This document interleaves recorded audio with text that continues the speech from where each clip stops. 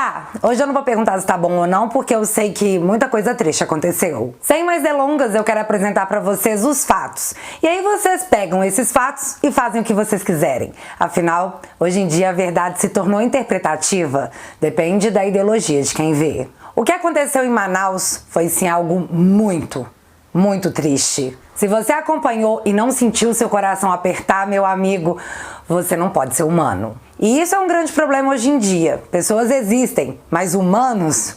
Bom, a gente começou a ser extinto. Enfim, vamos falar de Manaus. O que tá rolando por lá não começou no ano passado, nem mês passado, muito menos na semana passada. Eu até poderia voltar muito no tempo, mas em 2019, que eu posso chamar de passado recente, a pintura já estava pronta. Era só emoldurar. 8 de agosto de 2019. Superlotação, falta de remédios e insumos básicos. Maior hospital do Amazonas protagoniza crise na saúde pública. Tem mais. 29 de julho de 2019. Em reunião tensa, médicos pedem que Mandetta intervenha na saúde do Amazonas. Ministro disse ter muita apreensão com a situação do estado. Porém, tal intervenção foi negada, pois foram alegadas implicações políticas muito graves. E não custa lembrar das recomendações do então ministro, o próprio Mandetta. Fique em casa e só vá ao hospital se sentir falta de ar. Tá aí o resultado. Junte todo esse colapso já existente a um aumento na procura por hospitais devido ao flango-flito e pronto, tá aí a sua ciência. Não foi a força do flango-flito que fez o que fez em Manaus. Foi a força da irresponsabilidade, da falta de gestão, da corrupção e do descaso com o povo. Parece clichê, mas foi apenas isso.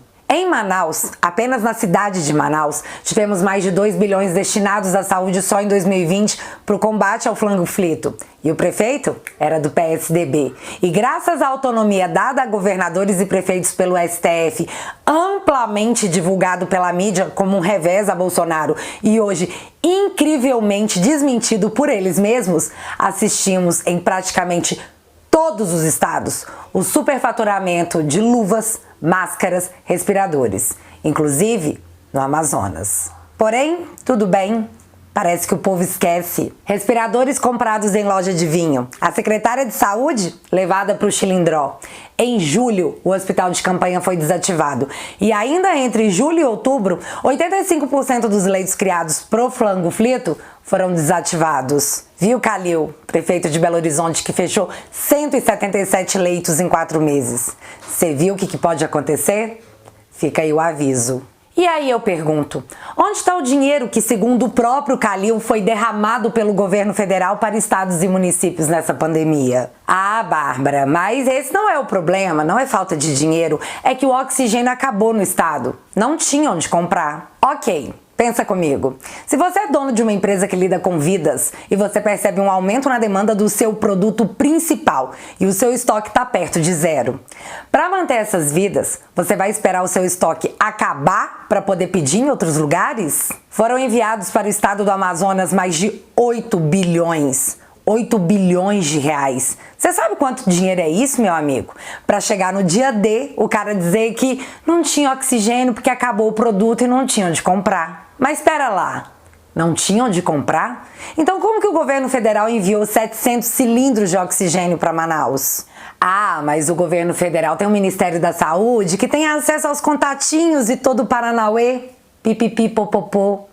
Ok, então se não tinha oxigênio, como que o Gustavo Lima, sim, o cantor, conseguiu enviar 150 cilindros para lá? Como que o Whindersson conseguiu fazer o oxigênio chegar até Manaus? Artistas, nada ligados à área da saúde, conseguiram fazer o que o governo estadual não conseguiu, mesmo tendo recebido verba suficiente para isso. Como podemos aceitar como justificativo o fato que não tinha? Fazer o quê? E o que assistimos com as cenas de Manaus foi um picadeiro armado com vários palhaços. Vamos começar aqui com o Seu Huck. Eu já vou falar mais dele. Seu Huck gravou um vídeo para dizer que mesmo quem quer ajudar tá de mãos atadas. É mesmo? Fala isso lá pro Gustavo Lima, brother. Quem quer fazer, faz. Quem não quer, usa a narrativa para discurso político.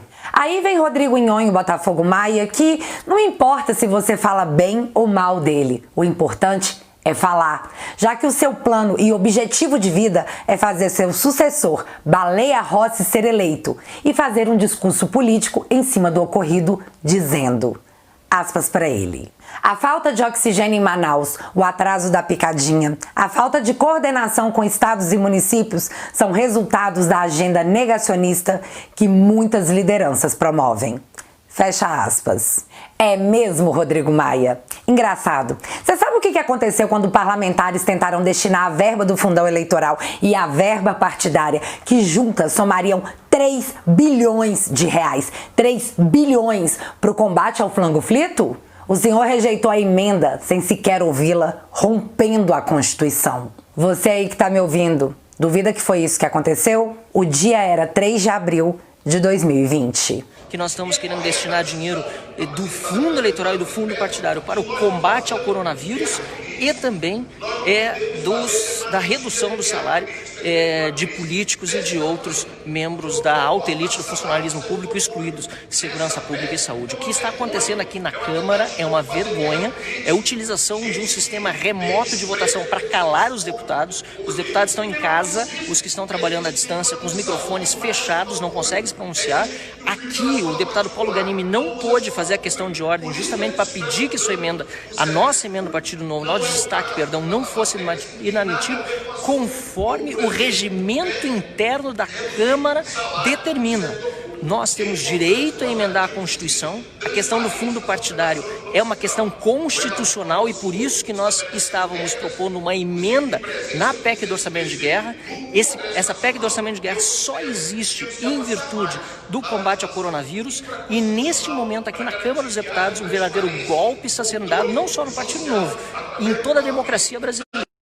Porque o presidente não pode fazer uma inadmissão como essa, não pode não dar a palavra para o deputado quando ele pede uma questão de ordem que precede a discussão de qualquer matéria e não pode fazer isso, está acontecendo. Nesse momento, a campanha eleitoral pareceu ter um peso maior que a saúde da população, né, Maia? Presidente da Câmara dos Deputados, representantes da população. O povo concordou de ter seu dinheiro usado para campanha política em vez de compras de respiradores e oxigênio? O povo foi consultado ou ignorado sobre o uso do seu próprio dinheiro? Mas calma, tem mais. No dia 6 de abril de 2020, 3 dias após essa sessão, segundo matéria do Poder 360, 9 partidos políticos fizeram uma reunião com o senhor Rodrigo Maia, com as calças borradas de medo de ficarem sem o dinheiro para suas lojinhas, que alguns chamam de partido político, e decidiram fechar um pacto. A palavra que está na matéria é pacto, de apoio a você e ao Alcolumbre, para que fossem firmes e não cedessem à proposta de destinar o fundo eleitoral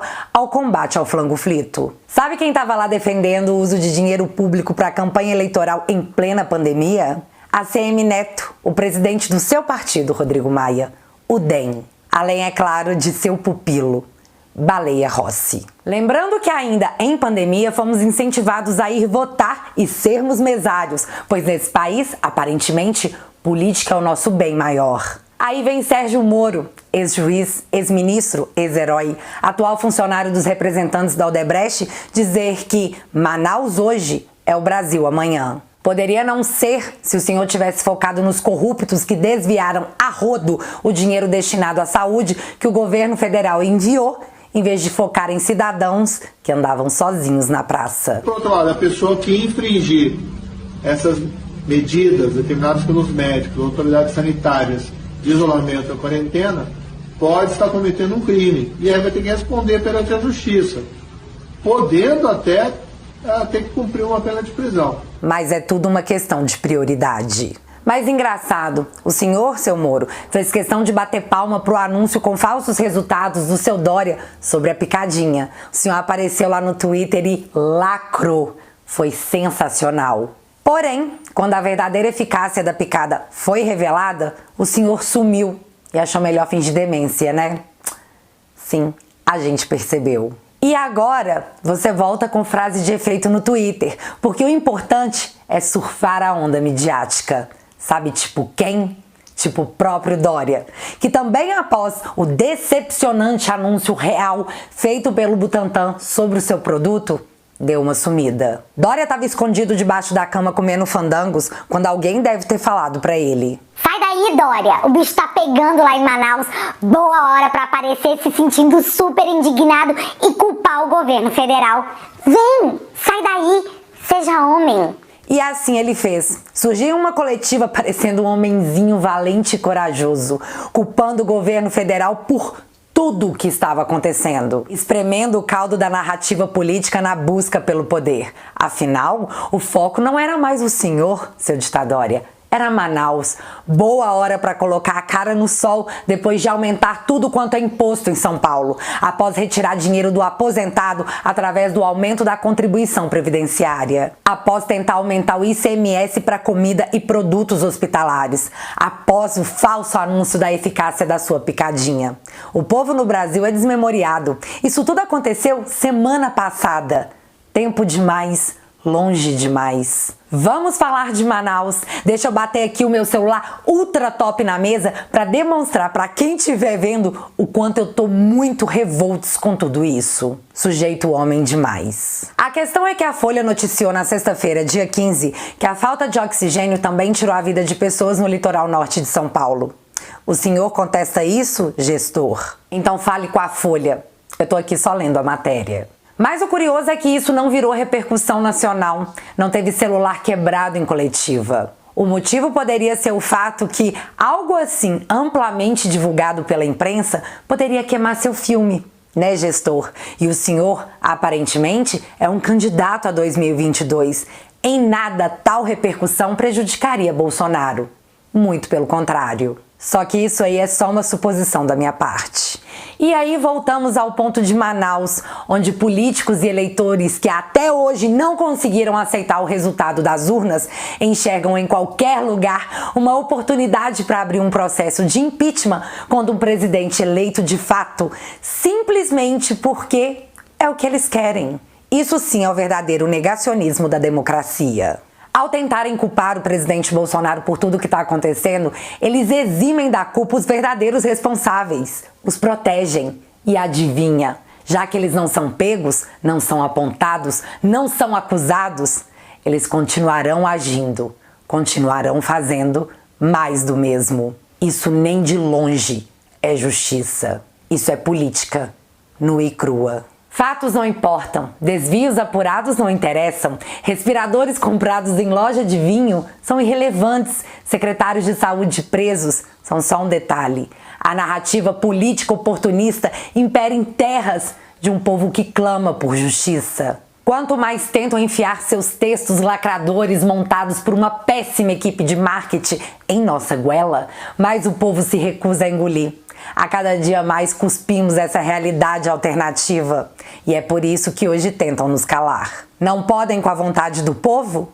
Então os calem. Não importa o que nós queremos, porque para eles nós queremos errado. E assim somos levados ao governo elitista que eles juram de pé junto que combatem. Agora tem gente que acha que não pode fazer a Olimpíada porque não tem hospital. Sabe, olha, sinceramente, eu acho isso um retrocesso. Nós não chegamos a esse ponto do nada. Acredita em mim, o caminho foi longo. Porém, não cairemos mais nessa. Eles gritam, mas gritamos mais alto. São os políticos contra nós. Que Deus nos ajude. Que Jesus interceda por Manaus. Considerações feitas? Deixa eu falar de outro possível presidenciável. Vem cá, Huck. Huck convocou um panelaço contra o governo do presidente por o considerar responsável pelo que ocorre em Manaus. Enquanto artistas levavam oxigênio a quem precisava respirar como forma de realmente tentar e conseguindo ajudar, Huck batia panela. Grande exemplo. Isso é tudo que o Brasil precisa. Após sua hipocrisia ser exposta, ele acabou postando uma foto também contribuindo, mas ainda não divulgou o vídeo batendo panela. Mas o que eu queria mesmo saber é onde estava o seu Huck quando a Petrobras foi saqueada. Ele fez panelaço quando hospitais superfaturados de campanha foram erguidos e pouco tempo depois desmontados sem uso? Onde estava a convocação para panelaço quando Aécio Neves, Aecinho, que aparece em muitas fotos abraçado com seu Huck, que foi pego em gravação pedindo 2 milhões para a JBS. Isso não é solidariedade ou empatia, isso é campanha política e oportunismo disfarçado de preocupação em meio a uma situação tão grave, tão triste. Quem se indigna de verdade não se indigna pela metade, por meias causas. O nome disso é conveniência. Todos os dias somos usados por aqueles que criticam o presidente única e exclusivamente focados em tomar aquela cadeira, pegar para si o trono. É um conflito intenso de interesses evidentes, onde o mais afetado é sempre você, o cidadão. E eu não sei você, mas eu não consigo confiar e nem ter empatia por quem manda o povão se trancar em casa e vai para uma praia deserta super cara com a sua esposa, porque sim, ele pode pagar. Eu já falei isso aqui antes e eu vou repetir. Aparentemente, hoje em dia, o dinheiro compra sim a liberdade. E pode ser que seu Hulk bata assim panela para tentar retirar da cadeira o homem que ocupa o posto que ele almeja para si. Mas seu Hulk mora numa mansão, muito longe do povo. Se ele bateu panela, você não ouviu. Vamos torcer para ele ter filmado e ter a coragem de colocar o registro na internet para você, pobre, poder acompanhar mais esse ato político disfarçado de indignação. E não, essa não é uma verdade absoluta. Essa é a minha opinião de cidadã que, para desespero de muitos, não acredita em tudo que sai na grande mídia. Ainda mais quando somos avisados que um governador presidenciável diminuiu gastos com a saúde para aumentar 70% o gasto com a sua comunicação. E não, eu não estou insinuando nada. Eu estou apenas relatando um fato. Eles gritam que representam o povo, mas não têm coragem de entrar num avião com esse mesmo povo que dizem representar. Se escondem atrás de seguranças que possuem condições de protegê-los. Porém, essa mesma proteção ao cidadão é negada. Ao que parece, a vida deles é mais valiosa que a sua. Políticos que pegam o alto-falante e se colocam como representantes da população. Venham para o meio do povo e vamos, enfim, tirar a prova de quem está mentindo. Nós ou vocês.